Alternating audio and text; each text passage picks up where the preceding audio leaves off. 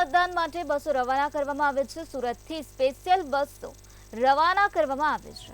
સુરતમાં મતદાન ન હોવાથી વતન લઈ જવાયા। અમદાવાદમાંથી પણ કાઠિયાવાડ માટે વ્યવસ્થા કરવામાં આવે છે। આવતીકાલે લોકસભાની ચૂંટણીના ત્રીજા તબક્કાનું મતદાન છે, ત્યારે સૌરાષ્ટ્રમાં મતદાન માટે બસો રવાના કરી દેવામાં આવે છે। સુરતમાંથી સ્પેશિયલ બસો રવાના કરાઈ છે।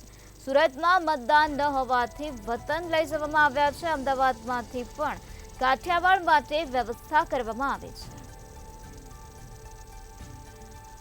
આવતીકાલે લોકસભા ચૂંટણીના ત્રીજા તબક્કાનું મતદાન છે। રાજ્યમાં 25 બેઠકો પર મતદાન યોજાવાનું છે, ત્યારે 266 ઉમેદવારો મેદાન છે। ત્યારે સૌરાષ્ટ્રમાં મતદાન માટે બસો રવાના કરી દેવામાં આવે છે। સુરતમાંથી સ્પેશિયલ બસો રવાના કરવામાં આવે છે, તો અમદાવાદમાંથી પણ કાઠિયાવાડ માટે વ્યવસ્થા હાથ ધરવામાં આવે છે। સુરતમાં મતદાન ન હોવાથી વતન લઈ જવાયા છે।